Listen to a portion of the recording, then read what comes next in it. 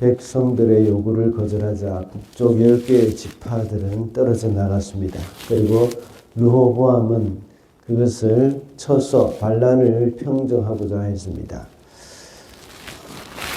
선지자 이 스마야가 전한 그 하나님의 말씀을 듣고 그 말씀에 순종하면서 이제 되돌아갔죠. 북이스라엘 사람들은 여로보암을 왕으로 세웠습니다. 여로보암은 단과 베델에 송아지 우상을 만들어서 그것이 하나님이라고 하면서 섬기게 했습니다. 그리고 레위인이 아닌 보통 사람들을 제사장으로 세우기도 하고 또 절기도 자기 마음대로 세워서 그것을 지키게 했습니다. 이 일은 하나님 보시기에 악한 것이었습니다. 그래서 하나님의 사람이라고 표현된 한 선지자가 유다에서 베델로 와서 그 우상의 제단이 회파되어질 것이라고 예언을 했습니다. 그 일은 남유다의 요시야 왕이 그렇게 할 것이라고 했습니다. 그 징조로 지금 그 제단이 갈라지고 재가 쏟아질 것이라고 했고 그대로 다 이루어졌습니다. 그 말을 들은 여로보암이 손을 펴서 그 선지자를 잡으라고 했습니다. 그때 그 손이 마비가 되어서 거둘 수가 없었죠. 결국 여로보암은 그 선지자에게 부탁을 해가지고 자기의 손을 고쳐달라고 기도했습니다. 요청을 했습니다. 그 선지자는 하나님의 말씀대로 또 여로보암의 요청대로 기도를 해주었고 여로보암은 낫게 되었죠. 그리고 이제 그 선지자는 하나님의 말씀대로 거기서 먹지도 않고 마시지도 않고 또 왔던 길로 돌아가지도 않았습니다. 오늘 본문에 나오는 이름 없는 선지자를 가리켜서 하나님의 사람이라고 했습니다. 성도들은 모두가 다 하나님의 사람입니다. 오늘 본문에 나오는 이름 없는 선지자와 같이 이 땅에 있는 모든 성도들도 역시 이름 없이 빛도 없이 주를 위해 살다 가는 사람들입니다. 오늘 이름 없는 이 선지자의 모습을 보면서 우리는 하나님의 사람의 모습을 발견할 수가 있습니다. 먼저 하나님의 사람은 하나님의 말씀을 전하는 사람입니다. 하나님의 사람은 사람의 말이나 또 자신의 말을 전하는 사람이 아니라 하나님의 말씀을 전하는 사람입니다. 1절을 읽어보겠습니다. 여로보암이 제단 곁에 서서 막 분향을 하려고 하는데 바로 그때에 하나님의 사람이 주님의 말씀을 전하려고 유다로부터 베델로 왔다. 오늘 본문에 나오는 하나님의 사람은 유다에서 왔습니다. 그가 온 이유는 1절에서 명확하게 말을 하고 있습니다. 하나님의 말씀을 전하려고 왔다고 했습니다. 그는 여로보암이 만든 우상의 제단 앞에 가서 2절과 같이 외쳤죠. 2절도 역시 하나님의 말씀을 외치는 것입니다. 제가 한번 읽어보겠습니다.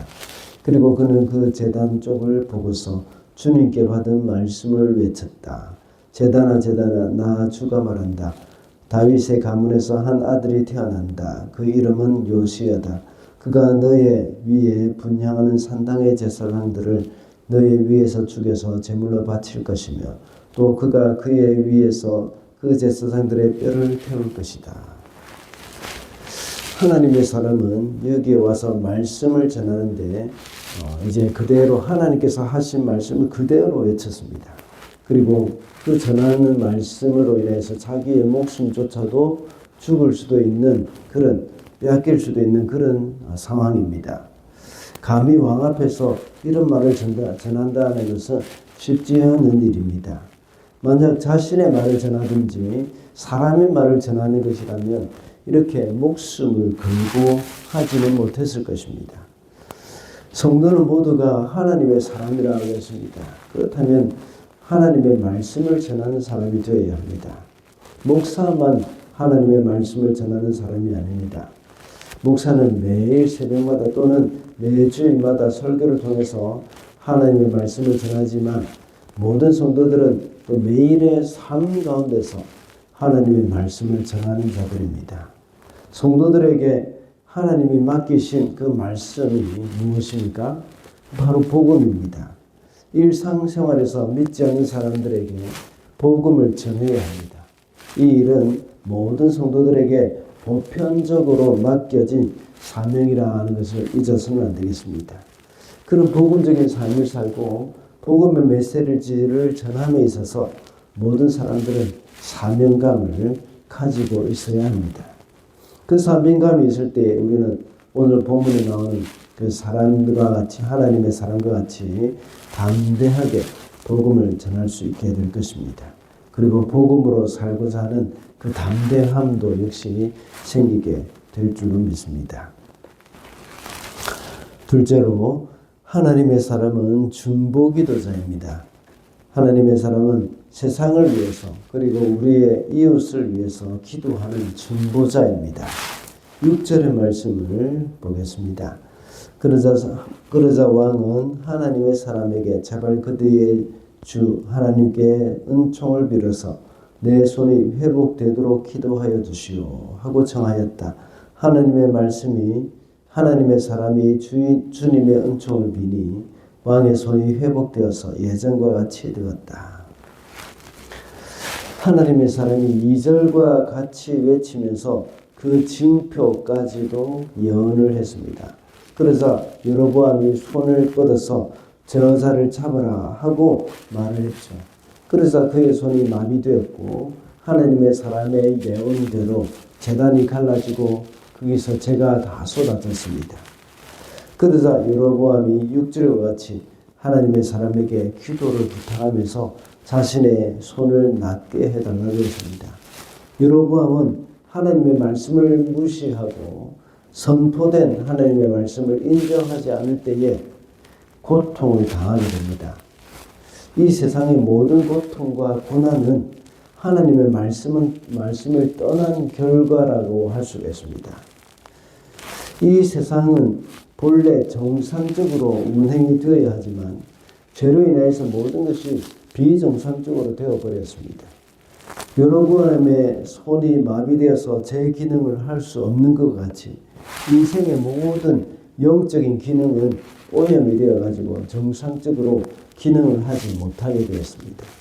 그래서 인생은 하나님을 떠나서 고통을 당하고 있는 겁니다.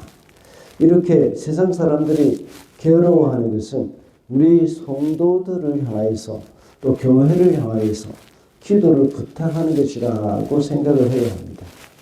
우리 성도들이 이 세상에 나타나는 모든 괴로움과 고통을 보면서 기도해야 한다는 것을 우리는 잊어서는 안 되겠습니다.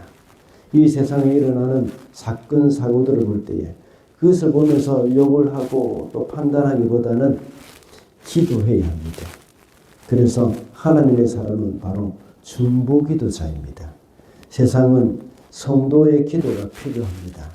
그리고 하나님은 성도의 기도를 통하여서 일을 하시는 분이십니다. 그러므로 하나님의 사람인 성도는 중보자로서 이 세상을 위해서 기도해야 한다는 것을 기억을 해야 하겠습니다. 마지막으로 하나님의 사람은 하나님께 순종하는 사람입니다. 하나님의 사람인 성도는 하나님의 말씀에 순종하는 사람이죠. 9절 말씀을 보겠습니다. 주님께서 나에게 명하시기를 밥도 먹지 말고 물도 마시지 말고 온 길로 되돌아가지도 말라고 하셨습니다. 하나님의 사람의 기도로 여로보암의 손은 다시 회복이 되어졌습니다. 그러나 여로보암은 자신의 집으로 이제 초청해서 그의 피로함도 풀어주고 또 선물도 주겠다고 말을 합니다. 그렇지만 하나님의 사람은 그것을 거절했습니다.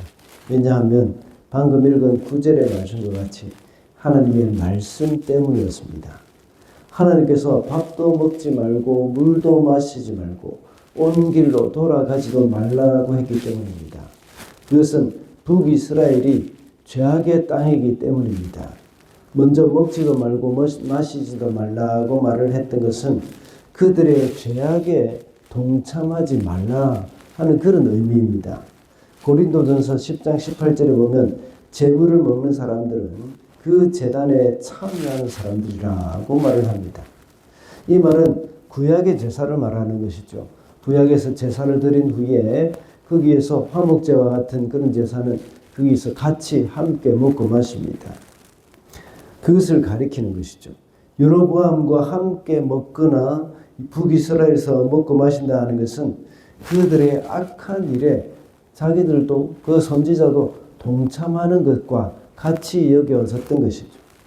그래서 그 선지자는 여로보암의 그 제안을 거절했던 것입니다.